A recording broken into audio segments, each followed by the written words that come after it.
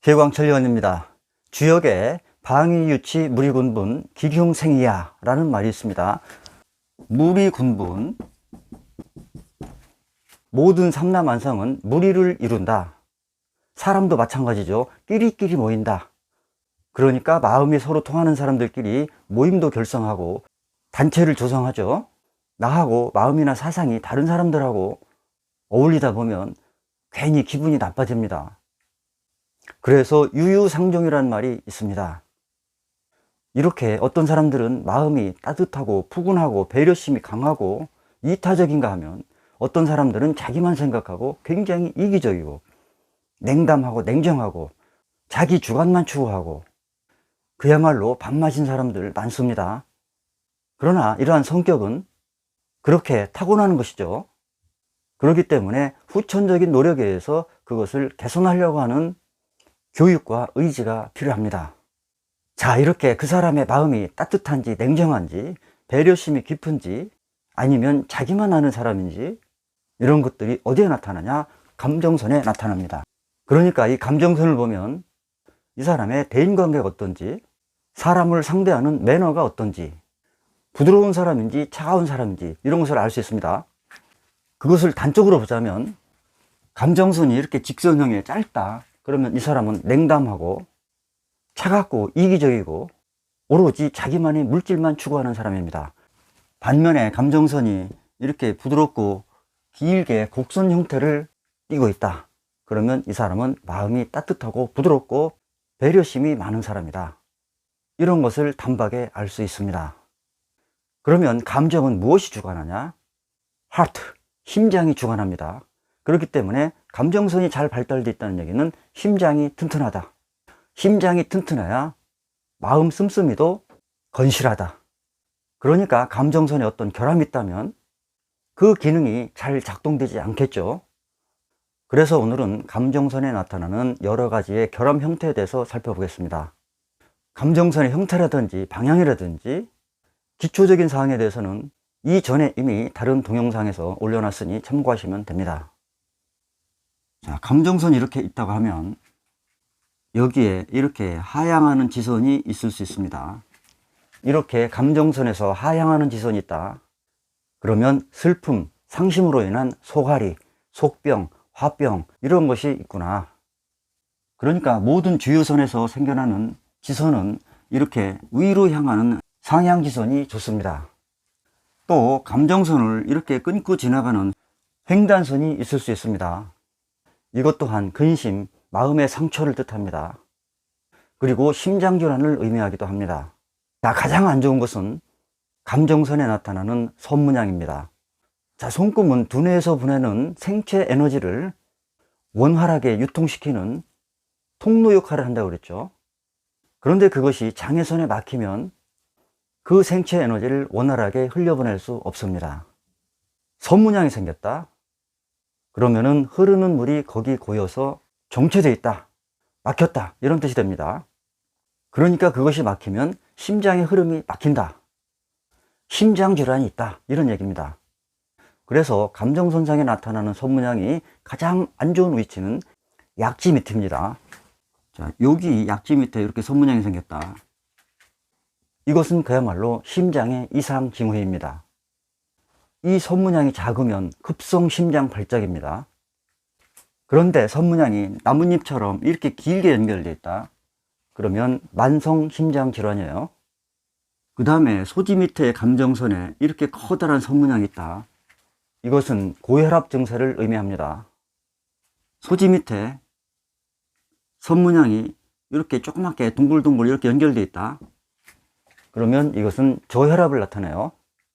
결론적으로 감정선상에 나타나는 장애선의 모양을 보면 심혈관계에 어떠한 문제점이 있는지 파악할 수 있겠죠. 그 다음에 감정선에 이렇게 이러한 점이 있다. 이것 또한 안 좋습니다. 건강이 약화됐다. 특히 심혈관계통이 안 좋다. 마음의 상처를 받았다. 감정적인 압박을 받고 있다. 그런데 감정선이 가다가 이렇게 끊겼다. 이것 또한 심장 기능이 원활하지 않거나 마음에 깊은 상처를 받았다는 뜻입니다. 또 감정선상에 이러한 별 문양이 있다. 이거 역시 안 좋습니다. 이것은 감정이 폭발할 일이 생겼다. 심장 발작 증세가 있다. 그러니까 심장이 터질 정도다, 이런 뜻입니다. 자, 그 다음에 흔히 볼 수 있는 감정선이 가다가 하향해서 두뇌선을 치고 가는 게 있습니다. 이거 아주 안 좋습니다. 자, 감정선이 이렇게 가다가 위로 상향하지 않고 하향하면서 두뇌선을 친다. 이것은 두뇌 이상이 있거나 두뇌 쇼크가 있거나 또 마음의 상처가 너무 깊어서 멘탈이 붕괴됐거나 이런 것을 의미합니다.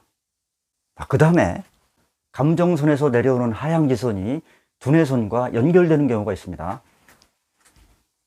이런 선 많이 볼 수 있어요. 자, 이것도 마음의 상처가 너무 깊어서 슬픈 일을 심하게 겪었다.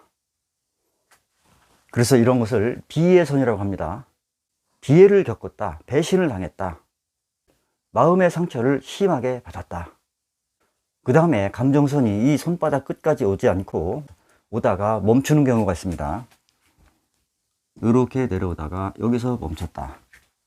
그러면 심장 기능이 여기서 멈췄다. 사망할 수도 있다. 아니면 실연이나 배신을 심하게 당했다. 이런 의미가 됩니다. 하지만 수명에 대해서는 반드시 생명선과 비교해서 살펴봐야 합니다. 감정선이 끊기는 연령대에 생명선까지 결함이 있다. 이것은 수명에 굉장히 심각한 위험 신호입니다. 그런데 이러한 결점사항을 보완해서 가면 그 문제점이 해소됩니다. 자, 이렇게 선이 끊어진 것을 사각형 모양으로 이렇게 연결해서 간다. 또는 이렇게 끊어진 선을 덧대서 간다. 또 이 선이 끊어졌는데 끊어진 부분부터 이렇게 또 덧대서 연결해서 이어진다. 그런데 이어지는 선이 더 강하게 나타나면 오히려 더 좋아지는 경우가 됩니다.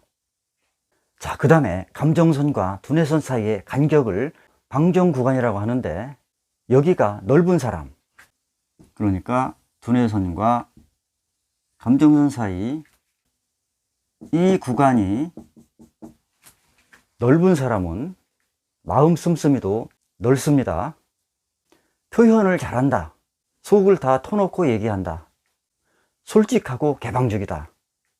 그리고 하는 일도 대차게 하고 성과도 좋다. 이런 뜻입니다. 반면에 여기가 이렇게 소갈딱지처럼 좁다. 그러면 사고가 좁다. 쫀쫀하다. 비밀스러운 게 많다. 이기적이다. 표현을 잘 안 하려고 한다. 그러니까 사람들로부터 신뢰받기가 힘들고 하는 일에 커다란 성과를 거두기가 어렵습니다. 그리고 이렇게 방정구간이 좁은 사람들은 기관지, 천식 같은 호흡기 질환에 취약합니다. 그런데 어떤 사람들은 주요 3대선인 생명선, 두뇌선, 감정선이 보이지 않고 생명선과 이렇게 일자로 횡단하는 선 2개만 보이는 사람들이 있습니다. 이것은 감정선과 두뇌선이 하나로 합쳐진 거예요. 이것을 막쥔 손금 또는 원숭이 손금을 닮았다고 해서 원숭이 손금이라고 합니다. 자, 이러한 선은 감정과 이성이 서로 얽혀져 있다, 이런 뜻이에요. 그러니까 감정이 이성을 달래지 못합니다. 그 얘기는 순간에 감정이 폭발한다. 배려심이 없다. 냉정하다. 한번 어디엔가 꼽히면 거기에만 집중하는데 그것도 순전히 자기 주관적인 고집에 의해서 밀고 나간다. 상대방 심정을 헤아리는 배려심이 아예 없다. 굉장히 차갑고 냉정하고 이기적입니다. 그리고 굉장히 다혈질적이에요. 그리고 이렇게 고집과 집중력이 강하기 때문에 대장기질이 있다고 그래서 성공하는 사람들이 많습니다. 리더십도 강해요. 그러나 같이 어울리기에는 상당히 불편합니다. 그야말로 뭐 아니면 도로 가요. all or nothing 스타일입니다. 그런데 이렇게 태어날 때 주어진 성격은 고치기가 정말 힘들죠. 그러면 감정선에 결점이 있는 손금의 사례와 두뇌선과 감정선 사이의 폭인 방정구간이 넓은 사람과 좁은 사람의 손금을 비교해서 보도록 하겠습니다. 여기 감정선상에 선 문양이 있는 손금의 사례를 살펴보겠습니다. 여기 약지 밑에 이렇게 길게 나뭇잎 모양처럼 선문양 있죠. 이러한 경우는 만성 심장질환이라고 그랬습니다. 선문양 중에서 약지 밑에 있는 것이 가장 위험합니다. 게다가 감정선이 이렇게 진행하면서 밑으로 하향하면서 두뇌선을 치고 선문양 안쪽까지 침범하는 하향지선이 있죠. 이러한 경우는 감정적으로 상당히 침체되어 있다. 그리고 심장의 건강 상태 또한 좋지가 않다는 것을 보여줍니다. 이 손의 주인공의 사주를 한번 보시죠. 여기 빨간 글씨로 쓴 부분이 오행으로 심장을 뜻하는 화의 글자입니다. 사화 그리고 정사. 그런데 이 화들이 강력한 수기, 임자, 개축에 의해서 꺼져가고 있습니다. 이 월지의 사화는 연지와 자사절을 하고 또한 일지축토와 사유축 합으로 꺼집니다.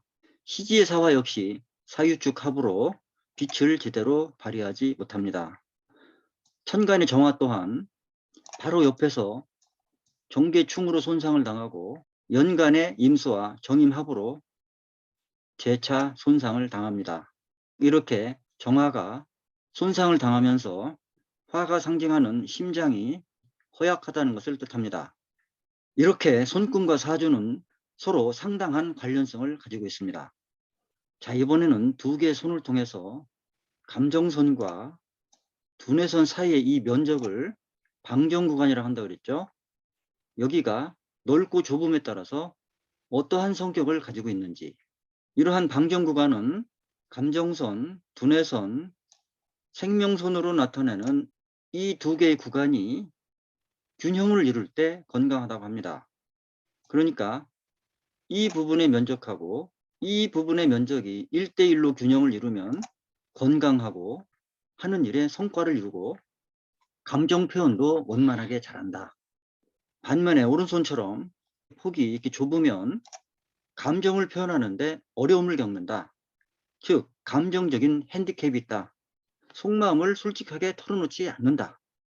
생각하는 사고가 좁다는 것을 의미합니다. 그러니까 이런 경우는 두뇌선과 생명선 사이 폭이 훨씬 더 넓죠. 이렇게 여기 방정 구간이 좁으면 기관지, 천식, 호흡기 질환 이러한 것에 취약하다고 그랬습니다. 그러니까 폐 기능이 약하다는 것을 의미하기도 합니다. 이렇게 간략하게 감정선에 대해서 살펴봤습니다. 감사합니다.